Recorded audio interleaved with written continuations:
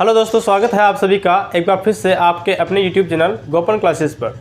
तो दोस्तों चलिए शुरुआत करते हैं आज की वीडियो एक बहुत ही मज़ेदार और इम्पोर्टेंट टॉपिक के साथ, जो है ओम का नियम। तो दोस्तों साधारण सी जानकारी दे दूं ओम के नियम के बारे में।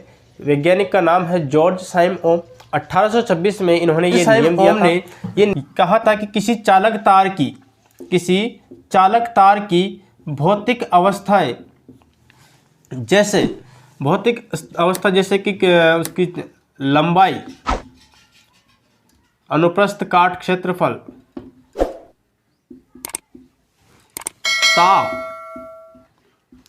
और दाब यदि नियत रखा जाए, समान रखा जाए, तो ऐसी स्थिति में उस चालक तार के सिरों के मध्य उत्पन्न विभवांतर उस चालक तार में प्रवाहित विद्युत धारा के समानुपाती होता है और इस संबंध को हम ओम का नियम कहते हैं। तो ओम का नियम की परिभाषा परीक्षा में पूछी जा सकती है। 1 नंबर का प्रश्न बनेगा अगर ऐसा पूछते हैं कि ओम का नियम किसे कहते हैं। समझिए, ओम का नियम किसे कहते हैं, तो ये 1 नंबर का प्रश्न बनेगा। इस नियम पर आधारित कई न्यूमेरिकल क्वेश्चन पूछे जाते हैं, जिससे विद्युत धारा का मान ज्ञात कीजिए, प्रतिरोध का मान ज्ञात कीजिए, सिरों के मध्य उत्पन्न विभवांतर को बताइए। तो एक ही नियम पर आधारित बहुत सारे क्वेश्चन हैं, तो इसको बहुत ही अच्छे ढंग से समझना है, अपने को अच्छे तरीके से समझना है, ताकि इस पार्ट में से या इस टॉपिक में से जो क्वेश्चन बने वो हमारे बिल्कुल सही हो और हमें उससे पूरे नंबर प्राप्त हो। तो देखिए, ओम के नियम से क्या कहता है कि चालक के सिरों के मध्य उत्पन्न विभवांतर उसमें प्रवाहित विद्युत धारा के समानुपाती होता है V प्रोपोर्शनल I। V बराबर R I, V बराबर R I। यहाँ पर R क्या है? एक नियतांक है। R क्या है? यहाँ पर एक नियतांक है जिसे हम चालक का प्रतिरोध कहते हैं। चालक का प्रतिरोध। इस सूत्र से चालक के प्रतिरोध की गणना कर सकते हैं। R बराबर V बटा I। V क्या है? यहाँ पे विभवांतर है और I क्या है? यहाँ पर विद्युत धारा है। इस सूत्र पर आधारित न्यूमेरिकल क्वेश्चन, जैसे कि चालक तार के सिरों के मध्य उत्पन्न विभवांतर 220 वोल्ट है, उसमें उसमें जो प्रवाहित धारा है वो 5 एम्पीयर है, तो उसका प्रतिरोध ज्ञात कीजिए। यानी कि इस प्रकार से जो है क्वेश्चन बनेंगे। तो इस सूत्र से अपन वो आसानी से कर सकते हैं। ये सूत्र अपने को याद रखना है। इसी सूत्र से हम 3 सूत्र बना सकते हैं। V बराबर आर आई से अपन कितने सूत्र बना सकते हैं? 3 सूत्र बना सकते हैं। R बराबर V अपॉन I। देखिए, V बराबर आर आई है, R बराबर V अपॉन I है, और I बराबर क्या हो जाएगा? I बराबर V बटा I। यानी कि विद्युत धारा का मान भी अपन इसी सूत्र से निकाल सकते हैं। I बराबर विभवांतर बटा प्रतिरोध। समझ गए? तो यानी कि यहीं पे अपने 3-4 क्वेश्चन तैयार हो जाते हैं। यदि विभवांतर निकालना हो तो इस सूत्र से निकाल सकते हैं, V बराबर आर आई। यदि प्रतिरोध निकालना हो तो इस सूत्र से निकाल सकते हैं, R बराबर V अपॉन I। और यदि विद्युत धारा का मान निकालना हो तो I बराबर V अपॉन R। ठीक है, चलिए आगे चलते हैं। अब प्रतिरोध के परिभाषा की बात करते हैं। प्रतिरोध यानी कि बाधा, अवरोध। कोई चालक तार है, उस चालक तार में आवेशों का प्रवाह होता है, इलेक्ट्रॉनों का प्रवाह होता है। तो इलेक्ट्रॉनों के प्रवाह में जो बाधा उत्पन्न होती है, उस बाधा को अपन क्या कहते हैं? प्रतिरोध कहते हैं। इसके बाद में प्रतिरोध की निर्भरता। प्रतिरोध की निर्भरता। देखिए कौन कौन से कारकों पर निर्भर करता है। पहला कारक है चालक तार की लंबाई। किसी चालक का प्रतिरोध चालक तार की लंबाई के समानुपाती होता है। R प्रोपोर्शनल टू L, लंबाई के समानुपाती होता है। इसका मतलब क्या है? जैसे जैसे किसी चालक तार की लंबाई बढ़ाते हैं, वैसे वैसे ही उसके प्रतिरोध की मात्रा भी बढ़ती जाएगी। यानी कि प्रतिरोध का मान भी बढ़ेगा। अगर चालक की लंबाई बढ़ा रहे हैं चालक तार की, तो प्रतिरोध का मान बढ़ेगा। चालक तार की लंबाई कम है तो प्रतिरोध का मान कम होगा। यानी कि लंबाई के समानुपाती होता है। दूसरा प्रतिरोध को प्रभावित करने वाला कारक है चालक तार का अनुप्रस्थ काट क्षेत्रफल, अनुप्रस्थ काट क्षेत्रफल। अनुप्रस्थ काट क्षेत्रफल क्या होता है? यानी किसी चालक तार की मोटाई। जैसे ये मार्कर है, इसका ये वाला भाग, इसे कहते हैं अपन अनुप्रस्थ काट क्षेत्रफल। तो किसी चालक तार की मोटाई जितनी मोटाई बढ़ाते हैं उतना ही प्रतिरोध कम होता है। तो ये यहाँ पे इसका उल्टा है कि यहाँ पे जो चालक का प्रतिरोध है वो अनुप्रस्थ काट क्षेत्रफल के व्युत्क्रमानुपाती होता है। व्युत्क्रमानुपाती का मतलब होता है उल्टा, यदि एक चीज़ बढ़ेगी तो दूसरी कम होगी, यदि एक कम होती है तो दूसरी बढ़ती है। यहाँ पर अगर चालक तार की अपन मोटाई बढ़ाते हैं तो प्रतिरोध कम होगा, और यदि मोटाई कम की जाती है तो प्रतिरोध का मान बढ़ेगा। समझ रहे हैं? तो ये है प्रतिरोध की अनुप्रस्थ काट क्षेत्रफल पर निर्भरता। अगला जो कारक है जो प्रतिरोध को प्रभावित करता है वो है ताप। कुछ पदार्थ ऐसे होते हैं जो सामान्य ताप पर बिल्कुल अच्छे सुचालक की भांति व्यवहार करते हैं, उनका प्रतिरोध मतलब बिल्कुल कम होता है। कुछ ऐसे होते हैं जिनका ताप बड़ा, जैसे अर्धचालक पदार्थ, जैसे जर्मेनियम है, गैलियम है, इनका जब अपन ताप बढ़ाते हैं तो ताप बढ़ाने पर ये चालक की भांति व्यवहार करते हैं, यानी कि ताप बढ़ाने पर इनका प्रतिरोध कम होता है। कुछ पदार्थ ऐसे होते हैं जो चालक जिनका ताप बढ़ाया जाता है तो वो उनका प्रतिरोध बढ़ जाता है। यानी कहने का मतलब ये है कि जो ताप है वो प्रतिरोध को प्रभावित करता है। जैसे अब अगला जो कारक है इसको प्रभावित करने वाला, ताप को प्रभावित करने वाला, पदार्थ की प्रकृति। पदार्थ की प्रकृति समझिए, जैसे धातु है, अब धातुएं भी अलग अलग होती है, जैसे लोहा, चांदी, सोना, एल्यूमिनियम, इन सब की पदार्थों की जो है प्रकृति अलग अलग होती है। कुछ पदार्थ ऐसे होते हैं जिनका प्रतिरोध बिल्कुल कम होता है, और जिनका प्रतिरोध बिल्कुल कम होता है वे विद्युत के बहुत ही अच्छे सुचालक होते हैं। जैसे चांदी विद्युत की सबसे अधिक सुचालक धातु है, जिसमें विद्युत का सर्वाधिक प्रवाह होता है।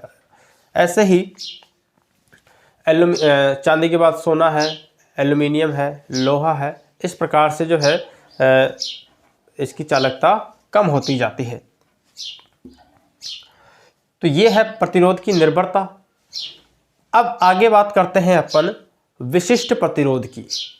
विशिष्ट प्रतिरोध या प्रतिरोधकता किसे कहते हैं? तो समझिए इसको यहाँ पर, जैसे कि इसे अपन मान लेते हैं समीकरण नंबर 1 और इसे मान लेते हैं अपन समीकरण नंबर 2। जब इन दोनों समीकरण को अपन संयोजित करें आपस में तो ये समीकरण बनती है अपने R प्रोपोर्शनल L/A। ठीक है, यानी कि प्रतिरोध लंबाई और अनुप्रस्थ काट क्षेत्रफल का व्युत्क्रमानुपाती होता है। अब यहाँ पर R बराबर रो L/A, रो L/A। यहाँ पर ये जो चिन्ह है इसको अपन पढ़ते हैं रो, इस चिन्ह को पढ़ते हैं अपन रो। और ये जो रो है ये अपना एक स्थिरांक है, यहाँ पर एक नियतांक है जिसे अपन चालक का विशिष्ट प्रतिरोध कहते हैं या प्रतिरोधकता कहते हैं। इसे क्या कहते हैं? चालक का विशिष्ट प्रतिरोध कहा जाता है। तो चालक के विशिष्ट प्रतिरोध का सूत्र यहाँ पर बराबर, देखिए ये हो जाएगा अपना RA/L, यानी कि प्रतिरोध इनटू अनुप्रस्थ काट क्षेत्रफल बटा लंबाई, ये विशिष्ट प्रतिरोध ज्ञात करने का अपना सूत्र हो गया। इस सूत्र से अपन किसी चालक का विशिष्ट प्रतिरोध ज्ञात कर सकते हैं। क्लियर है? चलिए अब आगे चलते हैं अपन प्रतिरोधों के संयोजन के बारे में। तो प्रतिरोधों का संयोजन जो है वो दो प्रकार का होता है। दो प्रकार कौन कौन से? एक होता है श्रेणी क्रम संयोजन और दूसरा होता है पार्श्व क्रम या समांतर क्रम संयोजन। प्रतिरोधों का संयोजन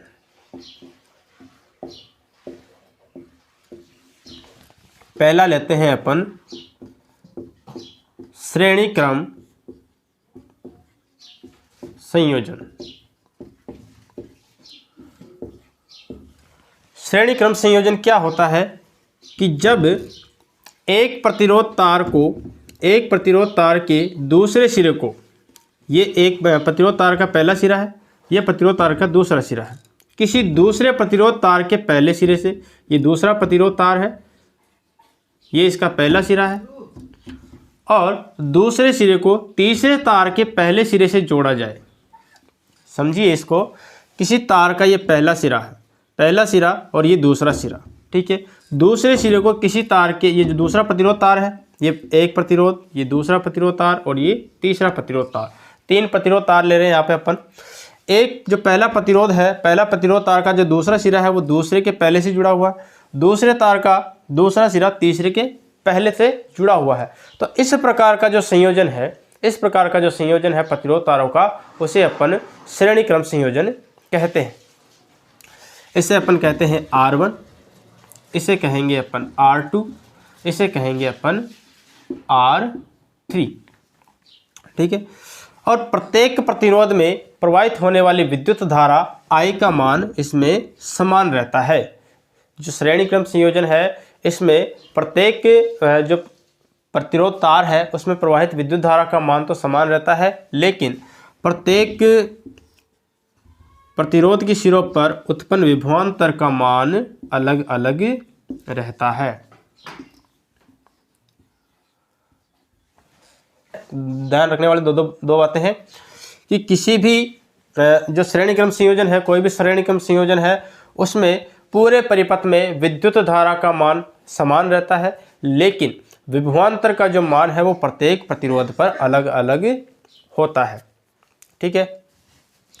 अभी यहाँ पर अगर अपने को तुल्य प्रतिरोध यानी कि कुल प्रतिरोध निकालना हो तो कुल प्रतिरोध अपन R बराबर R1 plus R2 plus R3, यानी कि जितने भी प्रतिरोध जुड़े हुए हैं उन प्रतिरोधों को आपस में जोड़ करके उनका कुल यानी कि तुल्य प्रतिरोध ज्ञात किया जा सकता है। तो ये तो है श्रेणी क्रम संयोजन। अब इसके बाद में बात करते हैं अपन समांतर क्रम संयोजन की। क्या होता है पार्श्व क्रम संयोजन? इस प्रकार के संयोजन में तीनों प्रतिरोध के जो सिरे हैं, जैसे तीनों प्रतिरोध तारों के या अलग अलग प्रतिरोध तारों के सिरे हैं, वो एक ही बिंदु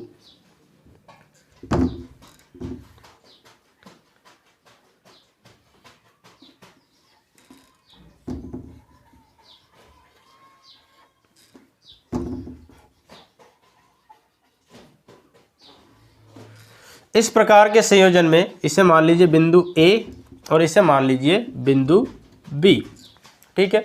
तो जितने भी प्रतिरोध तार है उनका पहला सिरा एक बिंदु पर और दूसरा सिरा एक बिंदु पर जुड़ा रहता है। इस प्रकार के संयोजन को अपन कहते हैं समांतर क्रम संयोजन या पैरेलल संयोजन। देखिए इसकी विशेषता क्या है कि इस प्रकार के संयोजन में प्रत्येक तार के या प्रत्येक प्रतिरोध तार के सिरों पर जो विभवांतर होता है V वो समान होता है।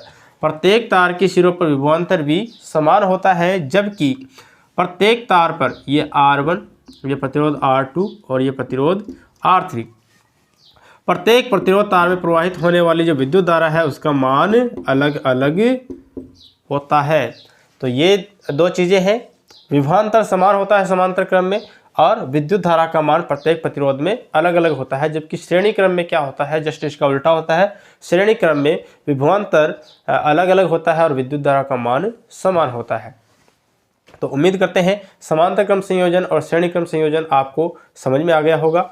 हाँ, अब इसका तुल्य प्रतिरोध, समांतर क्रम का जो तुल्य प्रतिरोध है वो कैसे ज्ञात करें? तो इसका एक सूत्र होता है तुल्य प्रतिरोध का 1/R1 plus 1/R2 plus 1/R3। ये होता है समांतर क्रम में तुल्य प्रतिरोध निकालने का या तुल्य प्रतिरोध ज्ञात करने का सूत्र। तो इस प्रकार से जो है हम समांतर क्रम और श्रेणी क्रम के संयोजन के तुल्य प्रतिरोध ज्ञात कर सकते हैं। तो उम्मीद करता हूँ कि आपको ये टॉपिक अच्छे से समझ में आया है।